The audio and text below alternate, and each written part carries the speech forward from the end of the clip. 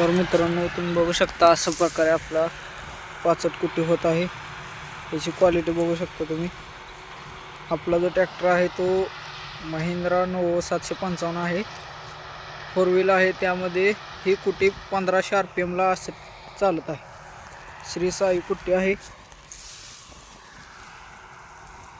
मित्रांनो बघू शकता तुम्ही अशा प्रकारे कुटी करत आहे.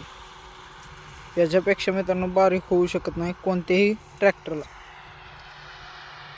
याच्यापेक्षा मोठी पडेल पण बारीक कधी पडू शकत नाही. अशा प्रकारे होत आहे. ट्रॅक्टर जवळ आल्यावर पण मी तुम्हाला दाखवतो, बघा.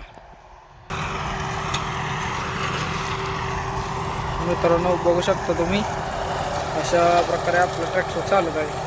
ट्रॅक्टर हा मित्रांनो M2 मध्ये चालत आहे आणि पॉवर मध्ये आहे.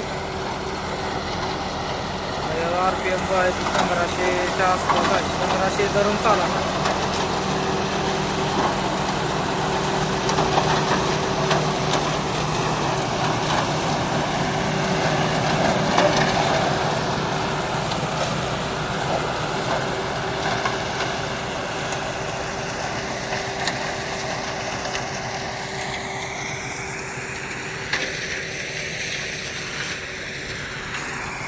बघू शकता मित्रांनो.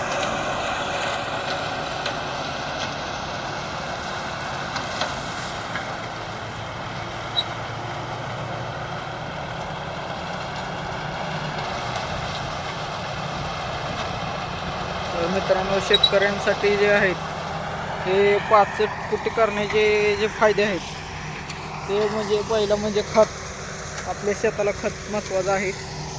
दुसरा म्हणजे आता जर बघायला गेलं पृथ्वीचं जे तापमान आहे ते वाढत आहे.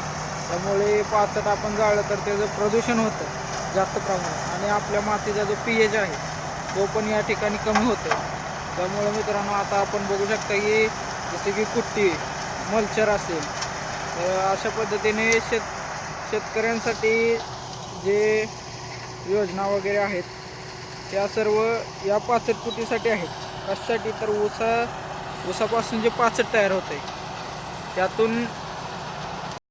त्यातून जे प्रदूषण होते ते प्रदूषण कमी करण्यासाठी आणि रोखण्यासाठी या पाचट कुटीचा उपयोग केला तर आपण यामध्ये जर आता ऊस उगवून आला तर मित्रांनो या पाचटचं आपण जसं पाणी सोडेल तसं डिकंपोज होते आणि याचा खत आहे तो आपल्या शेताला खूप होतोय. यासाठी मित्रांनो पाचट कुटी हे अतिशय उत्तम उदाहरण आहे शेतकऱ्यांसाठी. आणि एकदा पाचट कुटी केलं की फक्त पाणी सोडण्याचं काम या ठिकाणी शेतकऱ्यांनी केलं पाहिजे. पाचट आपण जेवढं पाणी सोडेल पाचटमध्ये ड्रिपच्या साहाय्याने तर केलं तर अतिउत्तम आहे मित्रांनो. त्यामुळे शेतकरी मित्रांसाठी हे श्री साई पाचट कुटी आहे. तर मित्रांनो बघू शकता अशा तऱ्हेने पाचट कुटी आपली होत आहे. तर मित्रांनो, शेतकरी मित्रांनो, आपल्या चॅनलवर नवीन आला असाल तर आपल्या चॅनलला लाईक करा, सबस्क्राईब करा, शेअर करा.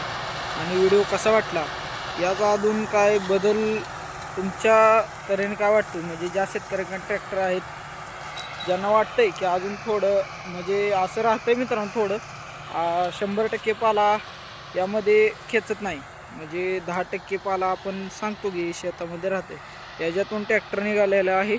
त्यामुळं हे पाला जो आहे तो दबले आहे, त्यामुळं हा राहिला हे इथं बघू शकता मित्रांनो. तर मित्रांनो, असेच नवीन नवीन व्हिडिओ पाहण्यासाठी आपल्या चॅनलला लाईक करा, सबस्क्राईब करा, शेअर करा आणि आपल्या मित्रांसोबत शेअर करा, त्यांना पण सांगा. तर मित्रांनो, भेटू पुढल्या व्हिडिओमध्ये.